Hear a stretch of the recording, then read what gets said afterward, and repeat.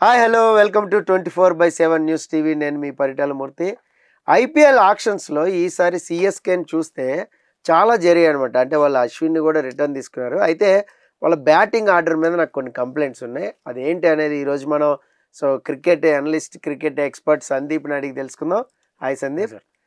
CSK batting order గురించి మాట్లాడుకుందాం. First అసలు వాళ్ళ బ్యాటింగ్ ఆర్డర్ ఏంటి, అంటే వాళ్ళకి ఎందుకో ఫినిషర్ లేడా అనిపిస్తుంది నాకు. ఆ మాట అంటే కొడతారు వచ్చి సిఎస్కే వాళ్ళు. ఫినిషర్ లేడు, సిఎస్కే అండ్ ఫినిషర్ పదం మీరు తీసి అంటే ధోని ఆడాలి కదా, ధోని ఆడితే ఉంటాడు, ధోని ఆడకుండా కూర్చుంటే ఉండరు కదా. బేసికలీ ఆయన ఎక్కడ ఆడతాడో తెలియదు ధోని. పాయింట్ ఏంటంటే మిడిల్ ఆర్డర్లో మీకు ఒక అంటే కుమ్మేసే ప్లేయర్ లోపిస్తున్నాడు. సరే శివం దూబే ఉన్నాడు, నేను కాదనట్లేదు, కానీ you need one more big హిట్టరా అన్న ఒక ఇంప్రెషన్ మాత్రం సిఎస్కే ఖచ్చితంగా తీసుకొస్తుంది ఒక సగటు క్రికెట్ అభిమాని మైండ్లో. గైక్వాడ్, కాన్వే, సరే రచిన్ రవీంద్ర ప్రాబబ్లీ బ్యాకప్ అనుకుందాం, లేకపోతే ఆడాడు అనుకుందాం. వీళ్ళు ముగ్గురు కూడా పిన్ హిట్టర్స్ కాదు, ముగ్గురు బాగా ఆడగలరు, మంచి రన్స్ తీసుకొస్తారు. దుమ్ము లేపేసాడు లాస్ట్ సీజన్, లేపుతారు దుమ్ము అని అంటే ఎక్కడ ఆడతాడు ఏంటో తెలియదు. వీళ్ళు ముగ్గురు కెన్ హిట్, ముగ్గురికి మంచి స్ట్రైక్ రేట్ తీసుకొచ్చే అవకాశాలు ఉన్నాయి. ముగ్గురు కూడా can play really well. So ఆ నమ్మకంతో వెళ్ళారు.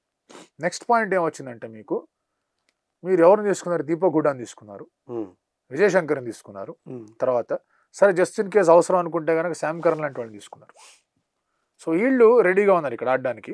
And they got Rahul Tripathi. So ఉన్న సెటప్ మొత్తంలో కూడా మీకు నిజంగా పరుగులు ఎత్తించే ఒక రెప్యుటేషన్ ఉన్న ప్లేయర్ అండ్ అతనికి అదే రోల్ ఇచ్చే క్యాండిడేట్. ఇప్పుడు కొన్నిసార్లు రోల్స్ మారుతూ ఉంటాయి. ఎవరు వచ్చినా ఏ సిచ్యువేషన్లో వచ్చినా కూడా నువ్వు పరిగెత్తాలరా నాయన అని చెప్పేది రాహుల్ త్రిపాఠికి మాత్రం. సో అతని మీద కొంచెం గట్టి రెస్పాన్సిబిలిటీ అనేది ఉంటుంది. అండ్ అతను చాలామంది ఏమంటారంటే నెంబర్ 3లో ఆడేస్తాడు కదా అంటారు. He can also play as a finisher. Number 5, number 6లో కూడా ఆడగలిగే సామర్థ్యత ఉంది. అతను ఫస్ట్ టైం ఆడినప్పుడు ఇన్ఫాక్ట్ రైజింగ్ పుణె సూపర్ జెయింట్కి ఉన్నట్టున్నాడు. అతను ఈవెంట్ కోల్కతా అండ్ దెన్ అటు ఇటు తిరిగి వచ్చాడు. He can play anywhere. అతను ఓపెనింగ్ చేయగలడు, 1 డౌన్ ఆడగలడు, నెంబర్ 5లో ఆడగలడు, నెంబర్ 6లో ఆడగలడు, ఎక్కడన్నా ఆడగలడు. సో ఆ ప్లేయర్కి కొంచెం ఫ్రీడమ్ అండ్ రెస్పాన్సిబిలిటీ ఇస్తారా అని అనిపిస్తుంది. అదర్వైజ్ మీకు దీపక్ హుడా కానీ, విజయ్ శంకర్ కానీ, దుబే సరే మంచి 6లు కొడుతున్నాడు పక్కన పెట్టండి, లేదా ఇంకెవరైనా శామ్ కరణ్ కానీ లేదా టోనీ జడేజా కానీ, వీళ్ళందరూ కూడా మీకు కొట్టేస్తారు, కుమ్మేస్తారు అనే ఇంప్రెషన్స్ అయితే వీళ్ళేం క్రియేట్ చేయరు. సో ఆ ఒక పాసిబిలిటీ, ఆ ఒక ప్రాబబిలిటీ అనేది తక్కువే వాళ్ళ దాంట్లో. బట్ అగైన్ మనం గుర్తుపెట్టుకోవాల్సింది ఏంటంటే వాళ్ళు 7 మ్యాచ్లు చెన్నైలో ఆడుతున్నారు. అది టర్నింగ్ ట్రాకే ఇస్తారు డౌట్ లేకుండా.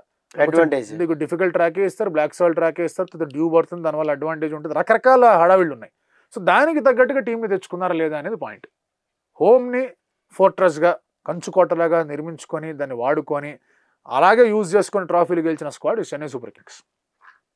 సో ఆ లాజిక్ ప్రకారంగా చూసుకుంటే కనుక I think they assemble the right squad. And hitters probably సడన్గా పుట్టుకొస్తారు. ఇప్పుడు మనం రాయుడుని ఎక్స్పెక్ట్ చేయాలి ఆ లెవెల్లో ఆడతాడని, రైట్? ఇంకా ఆ తర్వాత రహానీని ఎక్స్పెక్ట్ చేయాలి ఆ లెవెల్లో కొట్టేస్తాడని. సడన్గా దీపక్ హుడాను, విజయ్ శంకర్ కొట్టడం మొదలు పెట్టారు అనుకోండి, మళ్ళీ ఇదేదో సిఎస్కే మ్యాజిక్, ధోని టచ్ అని మాట్లాడడం మొదలు పెట్టుకుంటాం మనం.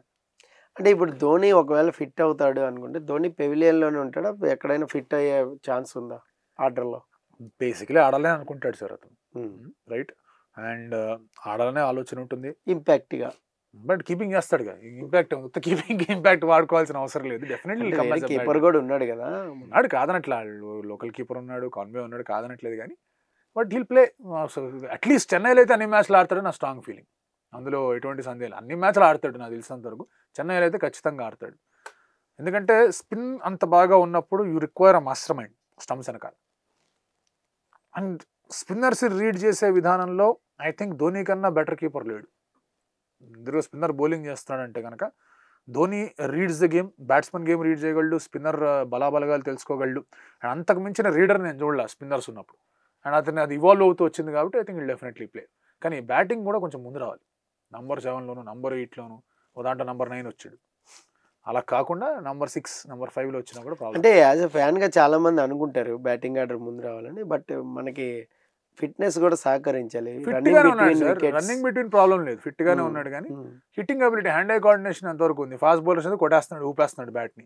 బట్ ఎంతవరకు ఇంకా ఒకవేళ కనుక 44 ఉన్నారనుకోండి, ఆ నంబర్ 6 ధోని వచ్చి సస్టైన్ చేసే ఒక ఇన్నింగ్స్ ఆడగల, అది ఇష్టపడట్లేదు. లాస్ట్ టైం ఇష్టపడలేదు, అంతకుముందు సీజన్ ఇష్టపడలేదు.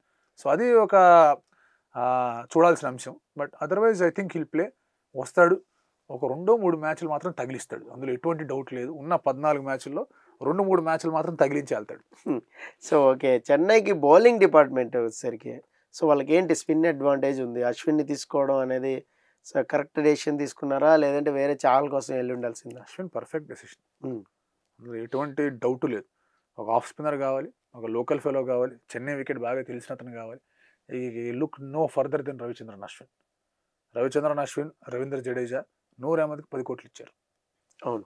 గుజరాత్ వాళ్ళు ఆర్టీఎం చేస్తే ఈ 5 కోట్లకి డైరెక్ట్ 10 అన్నాడు స్టీవెన్ ఫ్లెమింగ్. బా మైండ్ దుబ్బింది అందరికి, ఏంది 10 కోట్ల అని. So you want those kind of spinners in your squad. మంచి లెఫ్ట్ ఆర్మ్ స్పిన్నర్ కావాలా, ఫింగర్ స్పిన్నర్ కావాలా, అశ్విన్ లాంటి వాళ్ళు కావాలి. తీక్షణ లేడు ఇప్పుడు వాళ్ళకి. అవును. సో అశ్విన్ మీద ఎక్స్ట్రా రెస్పాన్సిబిలిటీ పడుతుంది పవర్ ప్లేలో బౌలింగ్ చేయడానికి. అశ్విన్ పవర్ ప్లేలో ఎగ్జాస్ట్ చేయాలంటే కనుక మిడిల్ ఓవర్స్ మీకు స్పిన్ చేసే బౌలర్లు కావాలి. సో అందుకే వాళ్ళు నూర్ అహ్మద్ని తీసుకున్నారు. జడేజా అలాగ ఉన్నాడు కంటిన్యూ చేయడానికి. దీపక్ చహర్ లేడు వాళ్ళ దగ్గర, తుషార్ దేశపాండే లేడు వాళ్ళ దగ్గర. చాలా డిసప్పాయింట్ అయ్యారు వాళ్ళిద్దరు రాకపోయేసరికి. ఫేస్లో క్లియర్ కనిపించేసింది, అరే ఎట్లా మిస్ అయిపోయాను రా వీళ్ళని. బట్ వాళ్ళ దగ్గర డబ్బులు లేవు. 13 కోట్లు ఉన్నా కూడా దీపక్ చహర్కి 9.2 దాకా ఖర్చు పెట్టారు. ఖర్చు పెట్టడానికి సిద్ధపడ్డారు, బట్ అంతకుమించి వెళ్ళలేకపోయారు.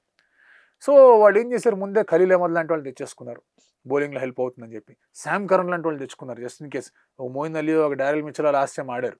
ఆ రేంజ్ కాకపోయినా కూడా శామ్ కరన్ ఇన్ సిఎస్కే అదొక మళ్ళీ ఒక ఎమోషనల్ ఇది ఉంది కాబట్టి అతన్ని కూడా తెచ్చుకున్నారు. అన్షుల్ కాంబోజ్ మన డొమెస్టిక్ మ్యాచ్లో 10 వికెట్లు తీసాడు. అవును. అన్షుల్ కాంబోజ్ని తెచ్చుకున్నారు.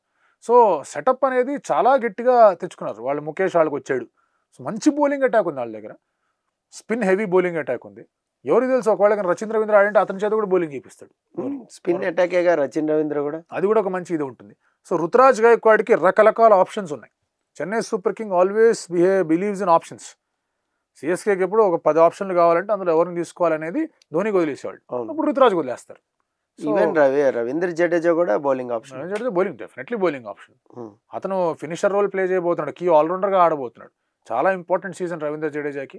And if he can pull off, already ఒక కప్పు గెలిపించాడు ఆ 2023 మ్యాచ్ ఫైనల్స్ అహ్మదాబాద్లో. అలాంటి ఒక 2-3 మ్యాచ్లు వచ్చాయంటే కనుక వేరే లెవెల్లో ఉంటుంది. ఓకే సందీప్, మరి Chennai hope the best. So ముందుకెళ్తుంది యాజ్ యూజువల్గానే మనం అనుకుందాం. ఇప్పుడు నూర్ అహ్మద్కి అన్ని కోట్లు ఇచ్చి తీసుకున్నారు అంటే రైట్ పర్ఫెక్ట్గా అన్ని మ్యాచ్లు ఆడిస్తారా, లేదంటే కొంచెం ట్రాక్ ఇప్పుడు 7 మ్యాచ్లు చెన్నైలో ఉన్నాయి, స్పిన్ ట్రాక్ కాబట్టి ఓకే, దాని తర్వాత ఏంటి పరిస్థితి? అదే అతను అన్ని మ్యాచ్లు ఆడతాడు సార్. అండ్ ఎందుకంటే అతనికి స్పిన్నర్ కాబట్టి చెన్నైలో డెఫినెట్లీ ఆ హెల్ప్ ఉండకపోయినా కూడా మీకు ఆ గ్రిప్ అనేది లభిస్తుంది. బట్ మిగతా చోట్ల వికెట్ టేకింగ్ బౌలర్గా ఉంటాడు. సో మిగతా ఆప్షన్స్ని అటు ఇటు రొటేట్ చేయొచ్చేవో కానీ అది Noor will play as many as possible అనేది నా స్ట్రాంగ్ ఫీలింగ్. అండ్ అది కావాలనే తీసుకున్నారు అతను. సిఎస్కేతో ఒక ప్రత్యేకమైన అడ్వాంటేజ్ కానీ ఒక అంశం ఏంటి అంటే డబ్బులు బాగా ఇచ్చాం కదా అని చెప్పేసి అన్ని మ్యాచ్లు ఆడినవారు. బెన్ స్టోక్స్ 18 ఇచ్చారు, ఒక మ్యాచ్ ఆడాడు. అవును. కృష్ణప్ప గౌతమ్కి 9.75 crores ఇచ్చారు, ఒక మ్యాచ్ ఆడలా. డారెన్ మిచెల్కి అన్ని 14 కోట్లు ఇచ్చారు, సరిగా యూటిలైజ్ చేసుకోవాలి. సో వాళ్ళకి ఏది ఫిట్టో అదే చేయిస్తారు వాళ్ళు. So I think Noor Ahmad perfectly fit అవుతున్నాడు కాబట్టి 5 నుంచి 10 కాల్ తీసుకున్నారు. అండ్ అది అక్కడ ఉన్న ఫ్లెమింగ్, కాశీ అండ్ అలాగే ఫోన్లో ఉన్న కెప్టెన్ రుతురాజ్ గైక్వాడ్ అండ్ ఒక రైతు ఉన్నాడు జార్ఖండ్లో, రాంచీలో ఫార్మింగ్ చేస్తుంటాడు, స్ట్రాబెరీ రైతు, అతను కూడా ఇన్వాల్వ్ అయ్యి ఉంటాడు అందులో. Okay okay. సో చూద్దాం మరి చెన్నై ఈ టీంతో కప్పు కొడుతుందా లేదా అనేది, ముందుకెళ్తుందా లేదా అనేది చూద్దాం. Thank you so much. So ఇది చెన్నై సూపర్ కింగ్స్లో ఈసారి ధోని ఆడతాడే అని సందీప్ చెప్తున్నాడు. అది ఏ ప్లేస్లో ఆడితే కొంచెం బ్యాటింగ్ ఆర్డర్ ప్రమోషన్లో ముందుకు వస్తే ఫ్యాన్స్ కూడా బాగా చక్కగా ఆనందిస్తారు అనేది సో సందీప్ భావన. So as usual Chennai super Kings ఫ్యాన్స్కి కూడా అదే ఉంటుంది, ధోని కొంచెం ముందు వచ్చి ఎక్కువ ఓవర్లు ఆడాలని అందరూ కోరుకుంటూ ఉంటారు. సో చూద్దాం మరి ఈసారి చెన్నై పర్ఫార్మెన్స్ ఎలా ఉండబోతుంది ఈ IPL 2025లో అనేది. This is Paritala Murthy signing off. By by.